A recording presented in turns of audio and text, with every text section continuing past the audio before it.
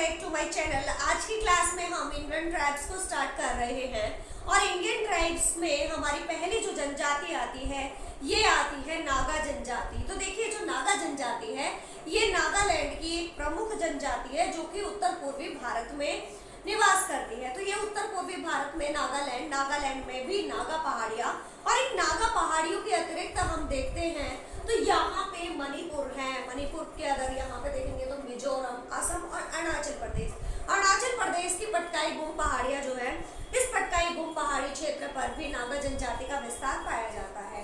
तो ये देखिए जो हमारा ये इधर पूर्वी भाग है, इस पूर्वी भाग में यहाँ पे म्यांमार में अराकान योमा पर्वत है और इस अराकान योमा पर्वत के पश्चिमी भाग की तरफ जो है ये नागा जनजाति का निवास स्थान है।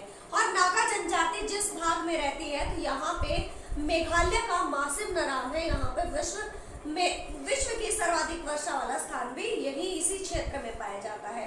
तो ये जो क्षेत्र है ये भी यहाँ पर भी अत्यधिक जो वर्षा है वो होती है और जिसके कारण से यहाँ की जलवायु आर्द्र जलवायु है।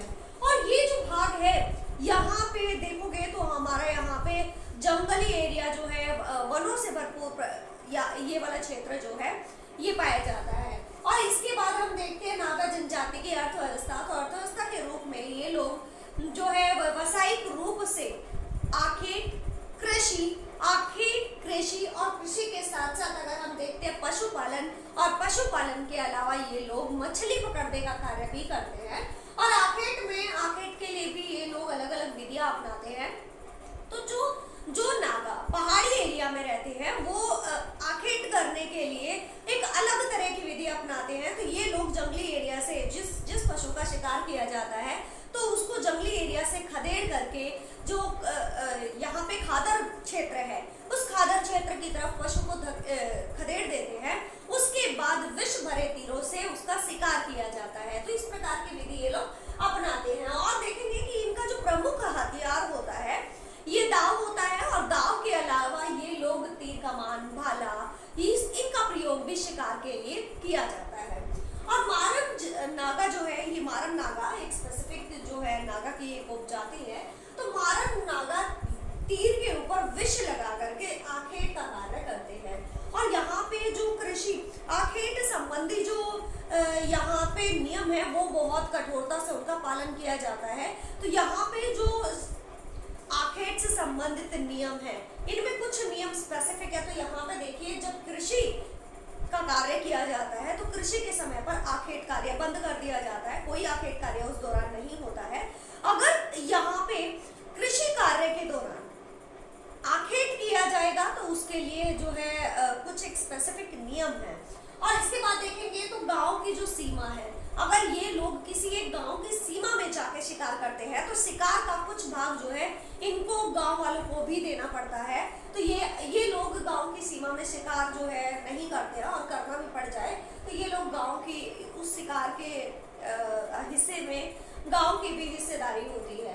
नेक्स्ट देखिए ये कृषि कार्य भी करते हैं व्यवसाय के रूप में। और कृषि कार्य में हम देखेंगे तो ये लोग झूमिंग कृषि करते हैं और पहाड़ी ढालों पर सीढ़ीनुमा खेत बना करके कृषि की जाती है। ये झूमिंग कृषि जो है ये पुराने तरीके से कृषि की जाती है और इसमें जो पेड़ पौधों को जो है जला दिया जाता है, काट दिया जाता है, उसके बाद कृषि की जाती है। और जैसे ही 2-3 साल के बाद उस क्षेत्र की उपजाऊ शक्ति समाप्त हो जाती है तो उस क्षेत्र को छोड़ दिया जाता है और दूसरी स्थान पर जाकर के वहीं पर पेड़ों को काटकर जलाकर फिर से कृषि की जाती है।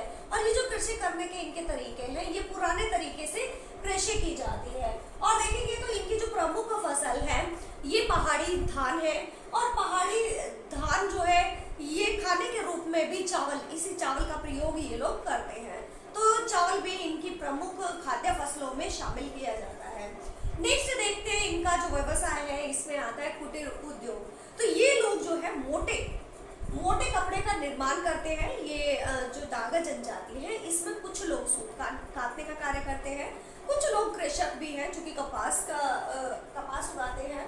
और इसके अंदर कुछ लोग जो है ये कपड़ा बनाने का भी कार्य करते हैं। और कपड़ा बनाने में भी अगर हम देखते हैं तो ये लोग मोटे कपड़े का निर्माण करते हैं। और यहाँ पे जो लोहार है, लोहार को एक बहुत ही सम्मानजनक दर्जा दिया जाता है क्योंकि ये जो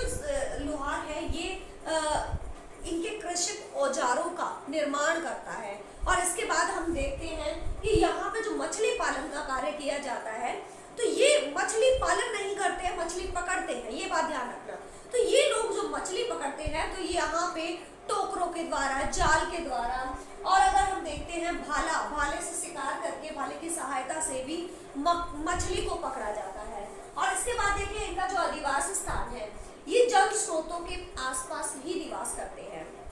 ये लोग जो है पहाड़ी भागों पर, जो पहाड़ी भाग है उसको काट करके घर बना करके रहते हैं, और इनका जो घर होता है इसमें 200 से 300 जो घर है वो होते हैं। और इनका जो पहाड़ी एरिया है, इस पहाड़ी भाग पर जहाँ पे ये घर बनाते हैं उसके आसपास कृषि योग्य भूमि होती है। तो इनका जो गांव होता है, इस गांव के पास ही कृषि योग्य भूमि होती है, और एक गांव 200 से 300 घरों को मिलाकर एक गांव जो है वो बना दिया जाता है। अगर देखते हैं तो यहाँ पे जो घर होते हैं, इसके घरों की 2 छतें होती हैं और 2 दरवाजे होते हैं। दरवाजा एक सामने खुलता है और एक पीछे की तरफ कृषि भूमि जो है उसकी तरफ खुलता है। तो 2 दरवाजे यहाँ पे लगाए जाते हैं, एक सामने की तरफ और एक पीछे की तरफ दरवाजा लगाया जाता है। नृत्य के लिए एक अलग से घर जो है वो बना दिया जाता है, जिसमें वृत्ताकार ईंटों का घर बना दिया जाता है, जहाँ पे ये लोग नृत्य करते हैं। और इसके अगर देखेंगे मारम नागा, ये मारम नागा कभी भी पश्चिम की तरफ दरवाजा नहीं लगाते हैं, क्योंकि ये लोग मानते हैं कि पश्चिम की तरफ से ठंडी हवाएं प्रवाहित होती हैं। तो ठंडी हवाओं के प्रवाह के कारण ये लोग पश्चिम में कभी भी दरवाजा नहीं लगाते। और नॉर्मली हम देखते हैं तो नागा जनजाति जो है ये 2 तरफ इनके दरवाजे होते हैं, आगे और पीछे। ठीक है, अब नेक्स्ट देखिए इनकी वेशभूषा। तो ये वेशभूषा जो है इनकी बहुत ज्यादा इंपॉर्टेंट हो जाती है, क्योंकि ये लोग कपड़ों का चयन जो है ये उपलब्धि के आधार पर किया जाता है। जो उपलब्धि है और उसके आधार पर भी मुख्य आदेश देता है, तभी ये लोग जो है कपड़े उस तरह के पहनते हैं। और इनमें एक बहुत ही एक जो रिवाज है वो प्रचलित है कि यहाँ पे इनका जो शरीर है, इस शरीर पर पशुओं के चित्र गुदवाने का एक यहाँ पे रिवाज देखा गया है। तो ये लोग अपने शरीर पर पशुओं के चित्र गुदवाते हैं। तो ये यहाँ पे देखिए जो इनका सिर है, क्योंकि एक विशेष जब त्योहार होते हैं तो ये बहुत अच्छे कपड़े पहनते हैं, और अच्छे कपड़ों में भी हम देखेंगे तो सिर पर ये लोग सींग बांधते हैं। और सींग के अगर हम देखते हैं तो पक्षियों के पंखों का प्रयोग ये लोग सर पर बांधने के लिए करते हैं। और स्त्रियां जो है ये गले में कोड़ी की, मूंगे की और मोतियों की माला जो है ये प्रयोग में करती है। और इसके अगर हम देखते हैं तो सिर पर ये लोग सिर पर टोपी पहनते हैं, और टोपी पहनने के साथ जो ये टोपी है ये पशु के बालों की या फिर बेल पत्तों की बनाई जाती है। और इनका जो त्योहार होते हैं तो ये बहुत अच्छे कपड़े पहनते हैं, और अच्छे कपड़ों में भी यहाँ पे पूरा जो साज सज्जा के लिए शरीर पर टैटू बुनवा लेती है। टैटू मीन्स आप कहोगे जो पशु है, पशुओं के चित्र सजवा लिए जाते हैं, बनवा लिए जाते हैं, और सिर पर पंख बना, जो पक्षियों के पंख है वो बांध लिए जाते हैं। सींग का प्रयोग ये लोग करते हैं, पशुओं के सींग का, तो ये सींग लगा लिए जाते हैं। और स्त्रियां जो है ये कोड़ी की, मूंगे की और मोतियों की माला पहनकर अपने आप को सजाती है, संवारती है। नेक्स्ट देखिए इनका जो भोजन है, इनके भोजन में, क्योंकि यहाँ पे प्रमुख जो फसल है ये पहाड़ी धान है, तो इनके भोजन में भी चावल का एक प्रमुख स्थान होता है। तो इनका जो मुख्य भोजन है ये चावल है। और मारम नागा यहाँ पे जो खाने की जो व्यवस्था है वो बहुत ही ज्यादा स्ट्रिक्ट है। अगर हम देखते हैं तो मारम नागा जो है ये कभी भी सुअर नहीं खाते हैं।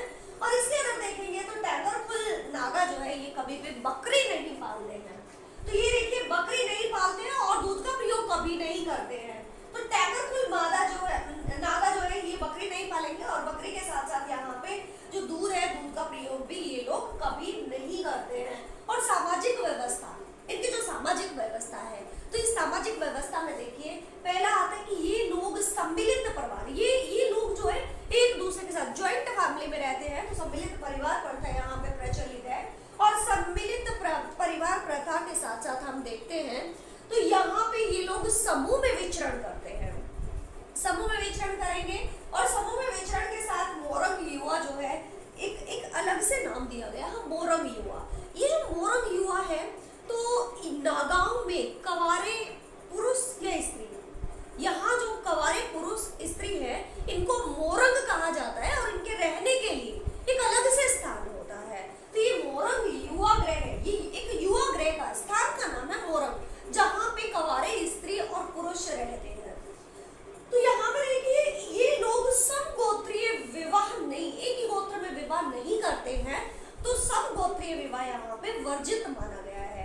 अब हम देखेंगे कि यहाँ पे ये लोग अमेरिकी मिशनरी जो लोग यहाँ पे आए तो उनके कारण से इनकी जो वेशभूषा है, इस वेशभूषा में बहुत ज्यादा परिवर्तन आ गया है।